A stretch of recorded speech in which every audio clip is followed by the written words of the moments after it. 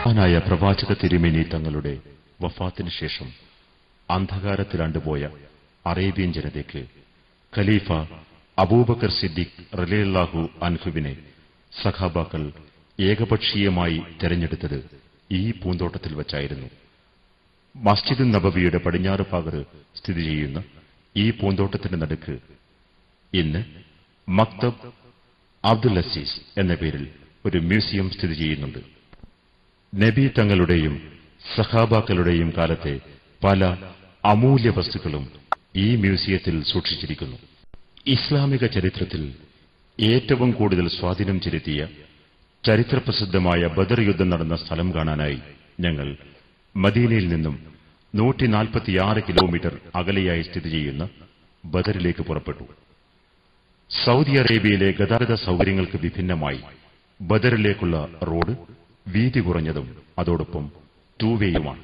സത്യാസത്യ വിവേചനത്തിന്റെ മാർഗത്തിൽ 4 ഇരട്ടിയോളം വരുന്ന ശിർക്കിന്റെ പടയാളികളോട് തൗഹീദിന്റെ മാസ്മരക ശക്തിയാൽ 313 സഹാബാക്കൾ നടത്തിയ ധീരോജ്വലായ ബദർ യുദ്ധം കൊടുമ്പിരിക്കൊണ്ടത് ഇവിടെ വെച്ചാണ്. അസ്സലാമു അലൈക്കും വറഹ്മത്തുള്ളാഹി വബറകാതുഹു. ചരിത്രഭൂമിയിലൂടെ തീർത്ഥയാത്ര എന്ന ഞങ്ങളുടെ ഈ ഡോക്യുമെന്ററി ചിത്രീകരിക്കാനായി നീണ്ട യാത്രയ്ക്ക് ശേഷം ഞങ്ങൾ ബദറിലെത്തിയിരിക്കുകയാണ്. ചരിത്രപ്രസിദ്ധമായ ബദർ പോർക്കളമാണിത്. സത്യവും അസത്യവും വേർതിരിഞ്ഞ സ്ഥലമാണിത്.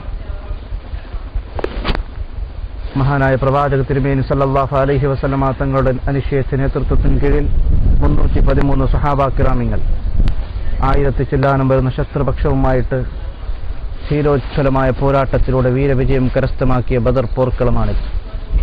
ബദറിൽ വെച്ച് രക്തസാക്ഷിത്വം വരിച്ച 14 സഹാബാക്കിറാമിങ്ങളിൽ 13 പേർ അന്ത്യവിശ്രമം കൊള്ളുന്നത് ആ മതിൽക്കെട്ടിനകത്ത് വെച്ചാണ്.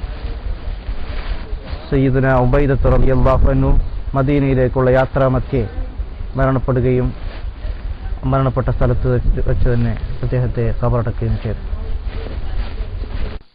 പരിശുദ്ധ റമളാൻ 16 വൈകിട്ട് നടന്ന ആ ചരിത്രപ്രസിദ്ധമായ യുദ്ധത്തിൽ സത്യവും ധർമ്മവും നീതിയും ജയിച്ചു.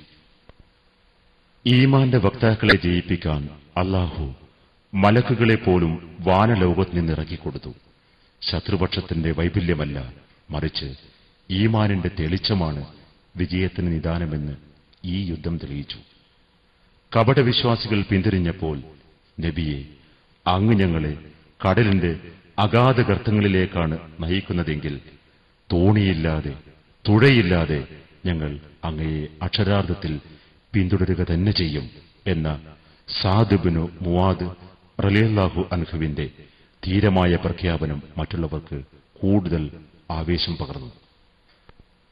ബദർ യുദ്ധത്തിൽ വീര രക്തസാക്ഷിത്വം വരിച്ച 14 പേരിൽ 13 പേരെയും മറവ് ചെയ്തിരിക്കുന്ന സ്ഥലത്തിനു ചുറ്റും ഇന്നൊരു മതിൽകെട്ട് പണിതിരിക്കുന്നു. യുദ്ധം കൊടുമ്പിരിക്കൊണ്ട സ്ഥലത്ത് തന്നെയാണിത് സ്ഥിതി ചെയ്യുന്നത്.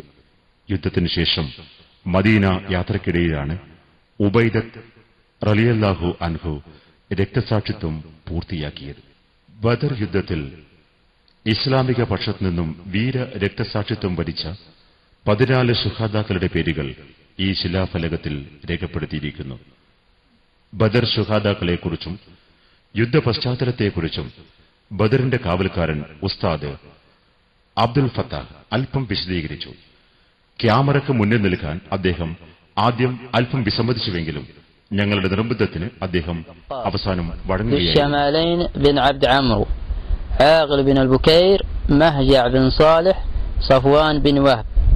الأنصار سعد بن خيثمة، مبشر بن عبد المنذر، يزيد بن الحارث، عمير بن الحمام، رافع بن المعلى، حارث بن سراقة، عوف بن عفراء، معوذ بن عفراء. هؤلاء أبناء عفراء هم الذين طرحوا أبا جهل أرضا، وكانت أعمارهم لا تتجاوز 12 و13.